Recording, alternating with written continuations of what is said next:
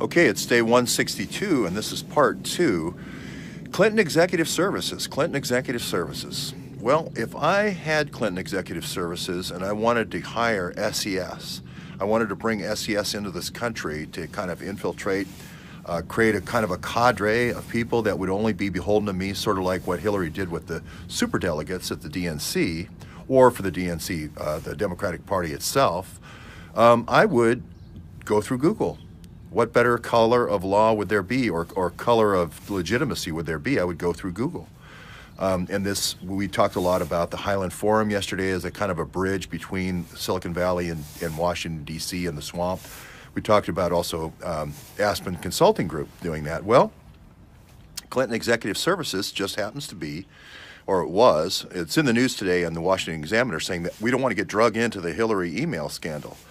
Well, if you are actually using Clinton Executive Services to bring in people through the color of law, through Google, through EB5s, through Google, through Eric Schmidt, through Amy Rayo from Internet Archive Solutions, or whatever, the Internet Archive Solutions, I think it's what it's called.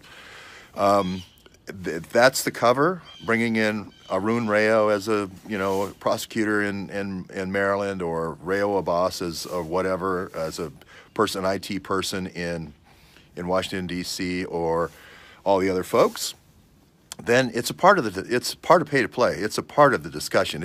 You're not getting drug in. You are a part of it. You're in the central part. So Clinton Executive Services is going to be a part. And everybody says, well, where the heck is Clinton Executive Services? Well, it's where I interviewed Charles Ortel, 111 8th Avenue, 111 8th Avenue. I'm not making this up. Check it yourself, 111 8th Avenue, Clinton Executive Services. What else is at Clinton 111 8th Avenue? Well, I think if you remember the interview I had with Charles Ortel, he said, we're looking straight at the Google building, straight at the Google building.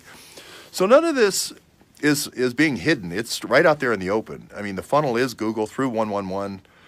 I think there's also some stuff with Joe Crowley in Jackson Heights, with Imran, with the Jackson Heights pro forma resume. But if you go back, I think, Tina Flournoy, I think she spells it Noy, N-O-Y, at the end, and I think Clinton Executive Services had an N-E-Y, but there was an email, I think, way back when, in the Clinton email, DNC email, about Tina Flournoy about Clinton Executive Services, so you can go back and look at that. They were talking about backup servers and moving the server out of Chappaqua and moving it over to Secaucus, New Jersey. And that's where Platte River Networks, I think, had servers. So this is all going to tie back into Brian Pagliano and all the Cornbetta, who both got immunity. Cornbetta was the guy who was the one who wanted to learn how to bleach bit he was in a chat room learning how to bleach bit in Colorado. And then Pagliano is the guy who was in contempt when Jason Chaffetz said, hey, you got to come and testify. Now, what I would say is Nunes should go right back and hold him in contempt, and then issue, I guess what happened yesterday was Sessions sent a letter saying you're not limited, second prosecutor's not limited just to public employees.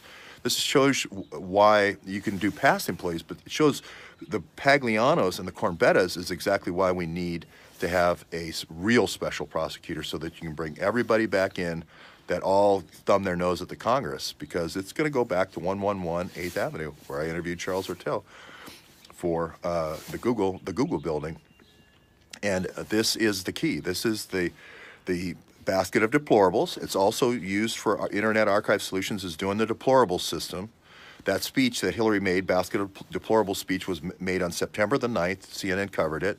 It was Michael Hayden, James Clapper, and also Chertoff of DHS, and they were going to have the hammer. They were going to take all those hammer conversations from Larry Klayman, all those disk drives, and they were going to hammer all those people that were on their nasty list. And the winners list is something that Hillary has done for 20 years, and the hate list is something that she's done for 20 years, probably longer. So Clinton Executive Services, you're in the news today. Congratulations.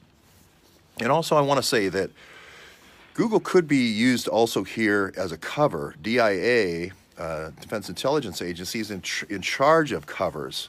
So if I want to bring somebody in as a journalist, but I really want to bring them in as a spy to get a whole bunch of OPM names or whatever, I create a cover. So I say, oh, you're a programmer with Google, or you're a journalist with Fusion GPS, or you're a journalist with New York Times, or you're a journalist with, you're Donnie. We're going to put you in over at CNN Money, and you're going to be working for us for a cover. That's DIA. I just remind everybody. DCO, which is the Defense Cover Organization, the Defense Cover Office. And then if you go down there, look there, they have a cover officer. It's called a CS. So this is the question now, white hat, black hat. Tony Shaffer and Mike Flynn, I think they're white hats, but you know, are they white hats? Are they black hats? We don't know yet. But are they Q? Or is Mike Flynn's son Q? And are they actually, you know, Tony Shaffer did this Chain of Command series, and there's the Q coffee cup and all that sort of thing. Are they trying to, in a subtle way, bring the DIA back under the auspices of the president rather than the auspices of SES? Everything was riding along fine when it was under the auspices of Hillary Clinton. If she'd have won, she'd have had that, you know, basket of deplorables, you know, staff. She'd have had Chertoff, she would have had Hayden, she would have had Clapper. But now, since there's no Hillary didn't win, and now we have a president, now we have this cognitive dissonance. Should people at DIA do what the president wants them to do, or should, it's very cold here, sorry, or should they do what the SES superdelegates, Hillary's SES superdelegates want them to do, the Google superdelegates? Well, is Q a way of gradually, you know, helping people in the infrastructure of our government to kind of come back? Now, when Hope Hicks's boyfriend was putting out tweets with Q, I was finding a lot of value in it. Then he got thrown out, and then Hope Hicks got thrown out. And then it kind of turned into I don't want to say Steve Pieczenik exactly, but a Pieczenik-like signature, like fake, like Trust Sessions, which I didn't, you know, as soon as I heard that, I was like, psh, gone. Done with Q. I didn't realize there was two Qs. And now recently, the third Q looks like kind of a comeback, kind of a Tony Shaffer signature, kind of reminding people of this, of these earlier Q1. So Q3, Tony Shaffer, Flynn kind of signature reminds me of the Q1.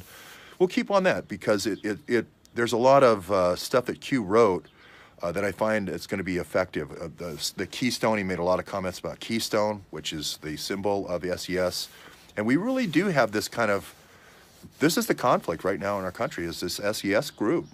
I think it's going to be DIA, and I think it's DIA Cover Services specifically that did these covers for the Awans and so forth coming in and out of the country through Google and other companies, not just Google, Facebook, other organizations, as well as the Congress, versus the Constitution, the chain of command, the president, and et cetera. So we'll see what happens.